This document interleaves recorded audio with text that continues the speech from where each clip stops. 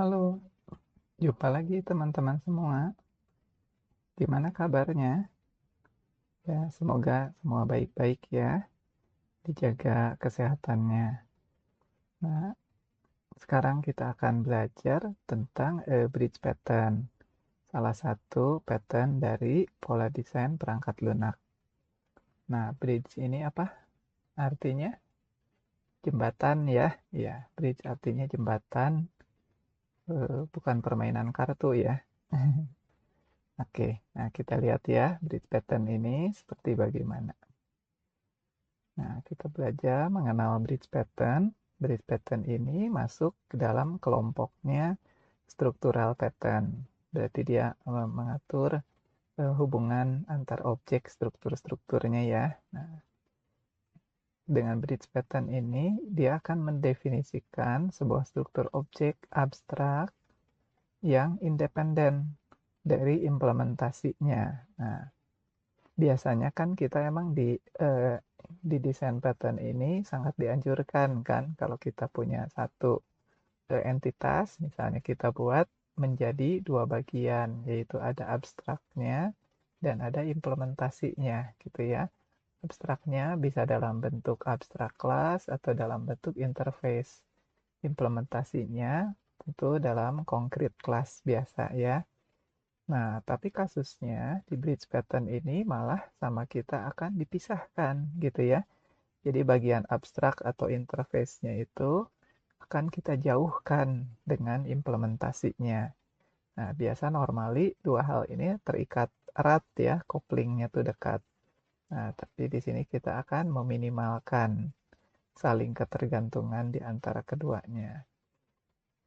Nah, tujuannya di sini apa? Tujuannya sebetulnya dengan bridge pattern ini supaya kita bisa membuat sebuah kelas abstrak atau juga lebih dari satu ya kelas abstrak yang dia akan memiliki banyak implementasi gitu. Jadi emang agak dijauhkan supaya lebih fleksibel gitu ya. Lebih fleksibel antara si bagian atasnya yang abstrak tersebut bisa dikembangin sendiri, bagian implementasinya juga sama bisa dikembangin sendiri gitu ya. Nah, di buku Gang of Four definisinya adalah decouple an abstraction from its implementation so that the two can vary independently. Nah, jadi tujuannya di sini ya, sebetulnya kenapa sih dijauhin abstraction dan implementasinya supaya abstraksi dan implementasinya masing-masing bisa dikembangkan gitu ya secara independen. Jadi bisa agak lebih bervariasi gitu ya, nggak terlalu persis gitu misalnya. Nah, bridge pattern kita gunakan ketika ya abstraksi dengan implementasi tidak boleh saling terikat atau tergantung dengan sangat kuat gitu ya. Nah, kemudian abstraksi dan implementasi harus dapat diperluas secara independen. Kemudian perubahan implementasi dari abstraksinya tidak boleh berdampak kepada kliennya, katanya gitu. Nah, ini bisa diperoleh karena abstraksi dan implementasinya sudah agak kita jauhin gitu ya. Nah, klien itu secara tipe biasanya dia ambil yang bagian abstraknya gitu kan. Tapi objek yang nanti sebetulnya dipergunakan yang jalan adalah objek yang implementasinya gitu kan. Karena kelas abstrak itu kan nggak bisa dibuat objeknya gitu ya. Nah, jadi dengan cara lain di sini, klien tuh tetap melihat bahwa si abstraksinya nggak berubah gitu. Tapi implementasi internalnya bisa aja kita ubah gitu ya. Tapi bagian interface-nya, cara interaksinya tetap sama gitu. Oke, nah bisa dipakai juga kalau dalam kasus di mana detail implementasi ini harus disembunyikan gitu ya dari kliennya gitu. Jadi klien pokoknya berhubungan taunya dengan abstraksinya gitu. Implementasi dalamnya seperti apa, nah klien tuh tidak boleh tahu misalnya ya. Nah, maka bisa digunakan bridge pattern ini untuk menjauhkan dua hal tersebut. Nah, diagram kelasnya seperti ini. Jadi kalau normalnya, misalnya kita punya abstraction di sini, kemudian dia punya turunannya, implementasinya gitu ya. Dia punya kelas implementasinya, turunannya, misalnya dari sini. Nah, tapi dalam hal ini, kita membentuknya agak berbeda. Jadi ini adalah bagian abstraksi, kemudian ceritanya implementasinya adalah ini, gitu. Jadi kita punya konkret implementor A dan konkret implementor B yang merupakan implementasi dari abstraction ini, gitu. Tapi dibuat lebih lebih jauh ya, couplingnya lebih rendah. Nah, sehingga dibentuknya seperti ini. Jadi interface langsung dari konkret implementor A dan B adalah implementor ini, gitu ya. Nah, metodenya juga sama kan, operation IMP yang diwujudkan di konkret implementor A dan B, seperti itu. Nah, tapi nanti yang berperan seperti interface atau bagian abstraknya adalah kelas abstraction ini, gitu. Nah, itu diperoleh dengan cara kelas abstraction ini nanti punya atribut yang tipenya adalah implementor ini, gitu ya. Jadi ini dipergunakan implementor ini. Ini hubungan apa? eh, agregasi gitu ya, hubungan agregasi. Oke. Nah, di buku Design Pattern for Dummies diberikan contohnya seperti ini. Jadi ada remote dan ada mobil ya, car. Di sini remote itu has a relationship. Jadi remote itu memiliki car gitu. Nah, hubungan inilah yang berfungsi sebagai bridge-nya gitu ya. Jadi dalam hal ini, kalau logiknya biasanya sih kita mobil itu punya remote gitu ya. Nah, tapi dalam hal ini pengertiannya sih dibalik. Jadi remote itu punya mobil gitu ya.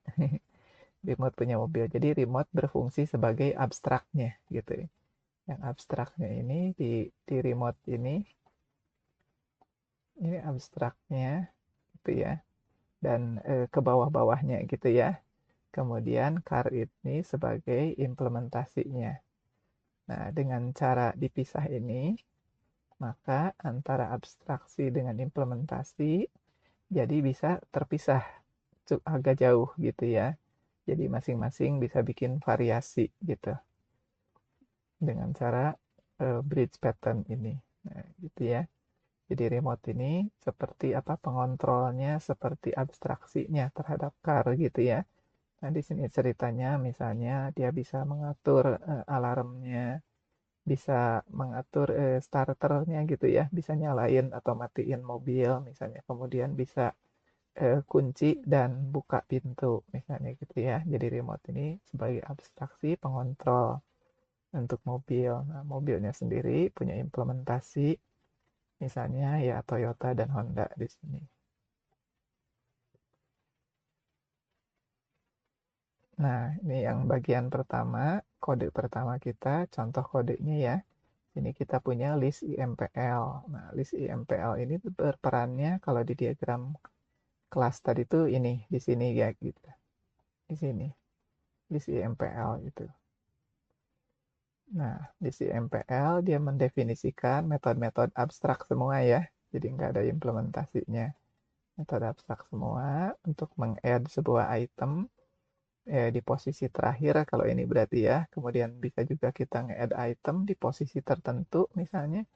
Jadi selain itemnya kita tulis juga item itu mau diselipin misalnya di posisi mana gitu ya. Kemudian bisa kita menghapus sebuah item, kita bisa tahu berapa banyaknya item yang ada gitu ya. Kemudian ini mengambil sebuah item pada posisi tertentu, posisi indeks tertentu. Ya, itemnya sendiri data-datanya berupa string ya.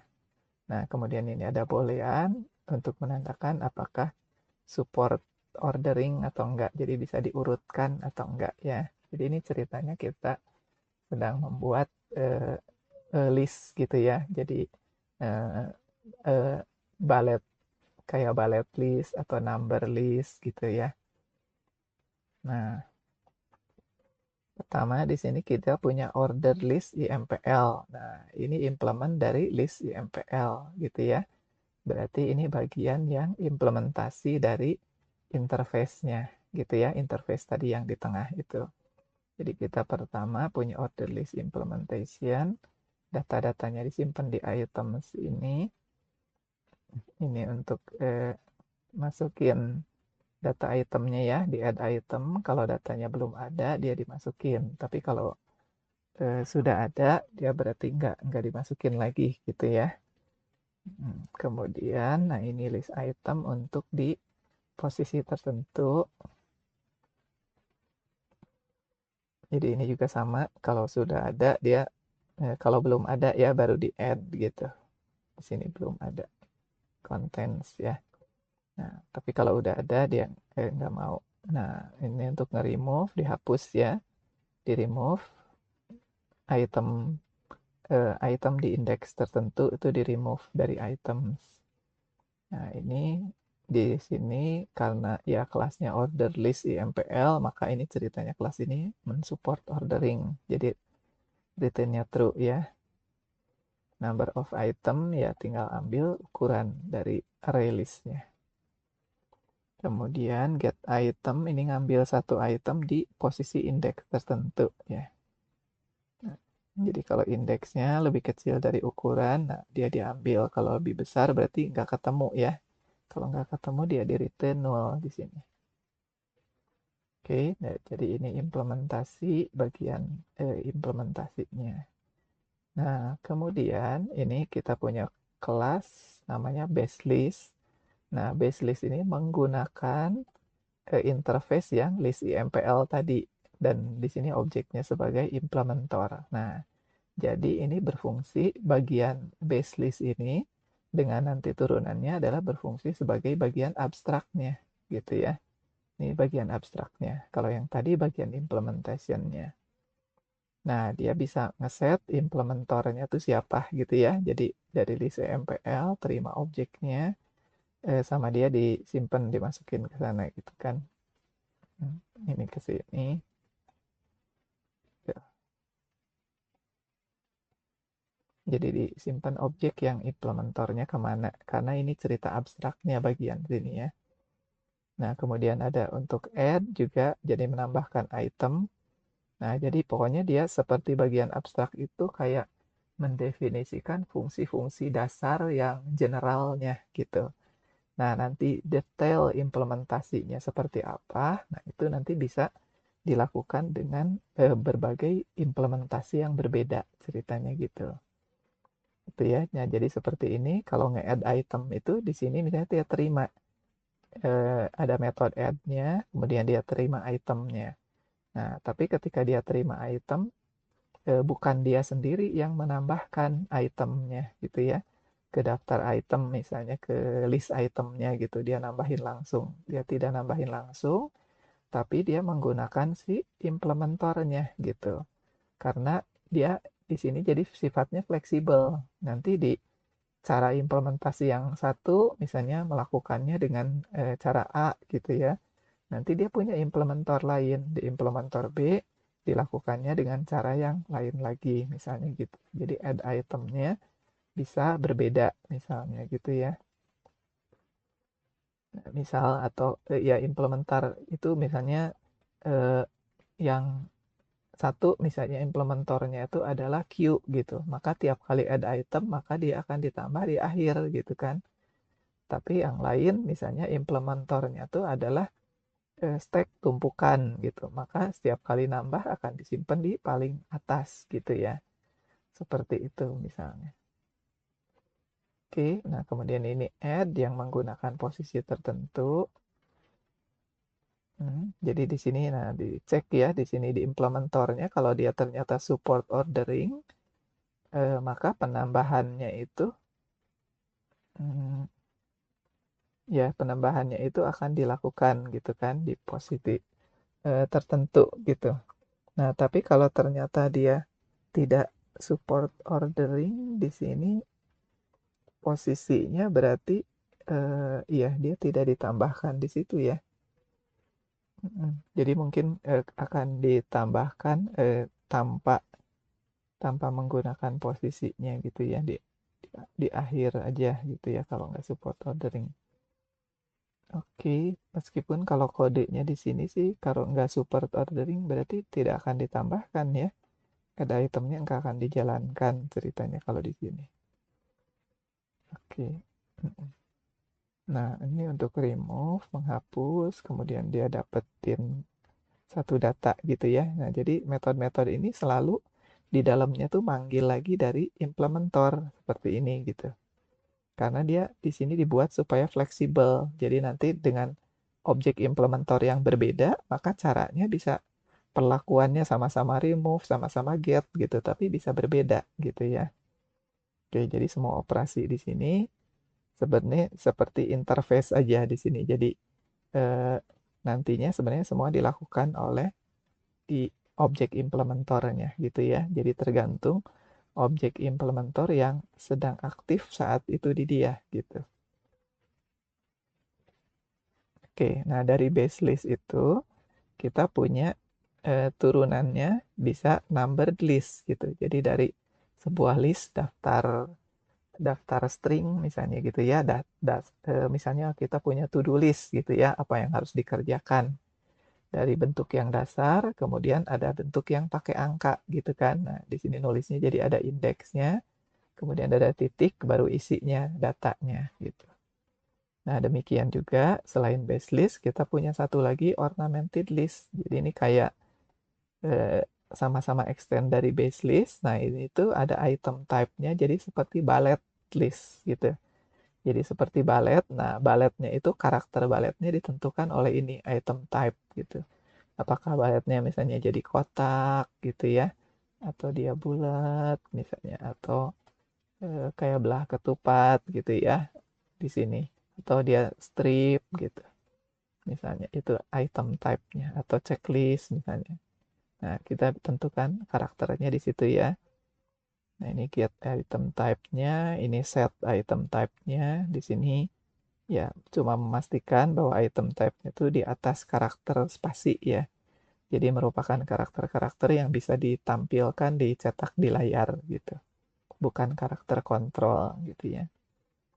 Oke, nah jadi untuk menampilkan kita get di indeks tertentu. Nah, ini adalah karakternya dulu, spasi, kemudian baru isinya gitu ya. Ini jadi seperti bullet listnya. Nah, ini semua bagian dari eh, bagian abstraknya. Jadi turunan dari base list ya, base list dan number list dan ornamented list ada bagian abstraknya. Oke. Nah, ini adalah kelas tes kita ya, kelas tes kita mainnya. Nah, ini sedikit ngasih penjelasan supaya ke kita lebih jelas ya. Nah, kemudian dia bikin implementasinya dari list IMPL kan, objeknya implementation. Nah, pertama kita punya order list IMPL gitu ya. Jadi ini list yang ya bisa terurut ya, order list. Nah, kemudian kita bikin list objek list one yang tipenya dari base list, berarti list yang tanpa embel-embel tambahan apa-apa ya. Nah, dari list one ini implementornya di set ke implementation yang ini, gitu, yang objek dari sini, gitu ya. Jadi implementornya oleh itu. Jadi nanti behavior persisnya tuh sebenarnya ditentukan oleh objek-objek di implementation ini, objek implementation gitu ya, bukan yang dari sisi abstraknya. Nah, kemudian kita coba ke list one tersebut, kita tambahkan data ya, ada 1, 2, 3, 4 gitu, ada 4 data, kita masukin ke list one. Nah, kemudian kita akan melakukan percobaan berikutnya. Di sini yang kita buat adalah ornamented list. Nah, jadi kita punya listnya adalah di sini list to. Nah, list to-nya tuh objek dari ornamented list. Nah, implementornya tetap sama menggunakan yang tadi ya, order list implementornya. Nah, kemudian kita set bulletnya tuh dengan tanda place gitu di sini, gitu ya. Ini untuk list 2. Kemudian kita coba lagi, kita punya list 3. Nah, di sini tipenya untuk list 3 itu dia numbered list gitu ya. Nah, objeknya juga number list. Implementation-nya tetap sama dengan yang tadi ya, si implementation-nya. Oke. Jadi ini creating tadi ya. Nah, sekarang baru kita print isinya. Nah, yang pertama kita print dari isinya list 1 ya. List 1 kita print, ambil data yang ke I-nya dan ditampilkan di layar. Yang ini akan menghasilkan list yang dari list 1 tadi berasal dari base list kan ya. Nah, untuk yang kedua kita ambil tampilkan yang ornamented list gitu. Untuk ornamented list dari list 2 ini ya. Nah, ini mestinya yang tadi pakai tanda plus ya. Nah, ornamented listnya pakai tanda plus kan. Kemudian yang list yang ketiga yang dari number list.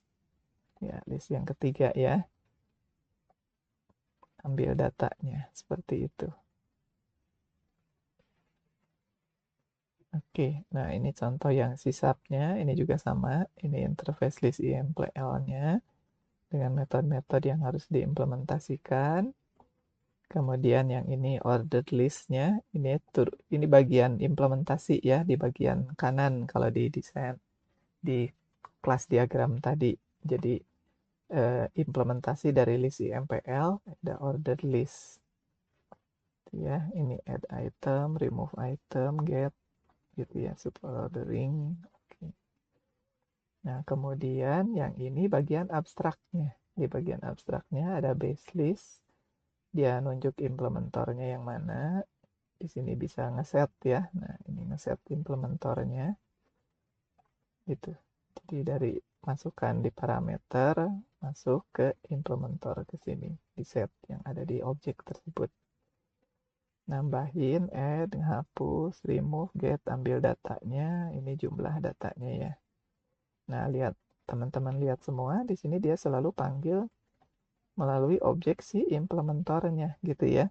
Mau nge-remove, mau nambah gitu, mau nge-add, semua dipakai implementornya.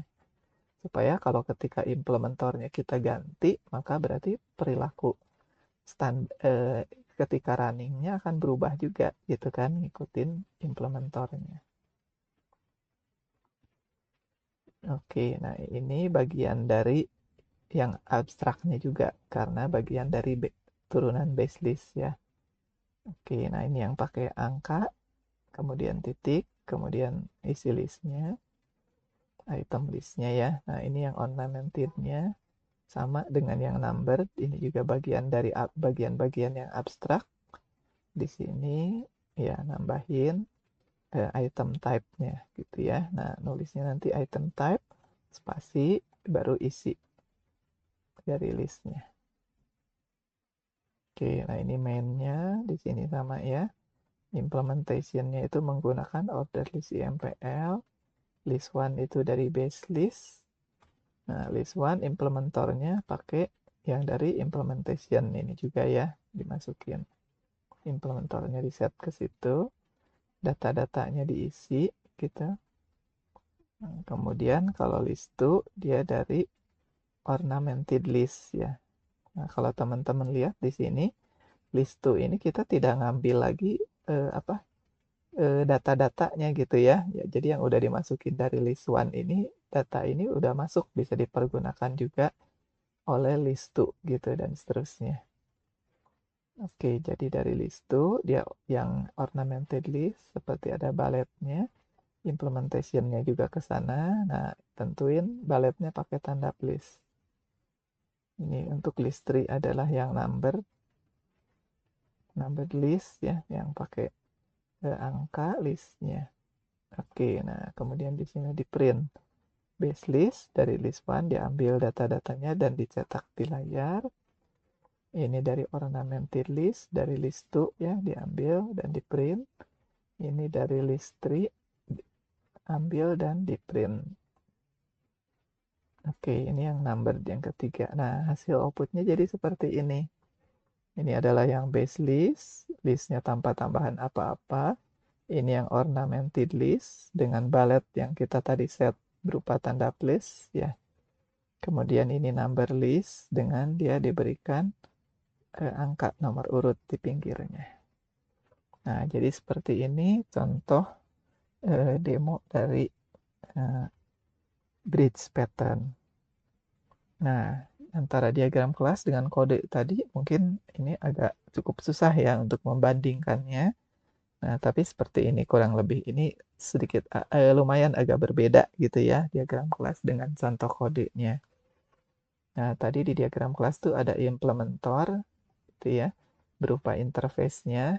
Nah, di contoh kode kita itu adalah list IMPL gitu ya. Di kode kita list IMPL. Jadi interface untuk implementor kalau implementornya ada lebih dari satu gitu ya. Dalam hal ini kita tadi emang implementornya untuk kita tadi cuma satu ya, jadi ada order list. Nah ini yang di bawahnya ya. Ini adalah konkret implementornya yang kalau tadi di diagram kelas itu ada A dan B ya. Jadi yang A ini di contoh kode kita punya order list IMPL. Ini adalah implementornya. Nah, jadi data tadi kenapa sih list 2, list 3 nggak perlu masukin data lagi karena data tuh udah masuk di si implementornya ini gitu ya. Datanya sudah ada di implementornya gitu. Nah, untuk yang B di contoh kode tadi tidak ada ya, kita nggak ada contoh. Jadi di sisi implementasinya cuma ada list IMPL dengan order list IMPL gitu. Jadi cuma satu implementasi. Nah, tapi justru di bagian abstraknya, di bagian abstraknya itu ada base list, kemudian ada ornamented list yang seperti ballet ya, jadi kayak ada balletnya. Kemudian number list yang pakai angka gitu. Nah, di diagram kelas tadi di sini cuma ada yang abstraction-nya aja gitu satu di atasnya. Tapi di contoh kode si abstraction atau di sini base list-nya itu punya turunannya juga gitu ya. Ada ornamented list dan number list. Gitu. Oke, nah seperti itu padanannya antara diagram kelas yang tadi kita lihat dengan di awal dengan contoh kode yang barusan. Nah, jadi bridge pattern ini minimize coupling between interface and its implementation. Nah, jadi keduanya bisa bervariasi gitu ya. Jadi kita bisa membuat seperti list tadi, kita bisa membuat variasi-variasi listnya. Sebenarnya kita pertama cuma punya kayak base listnya gitu ya. Nah, tapi nanti kita bisa membuat variasi-variasinya di situ. Jadi bisa nggak kaku gitu ya. Nah, oke. Terima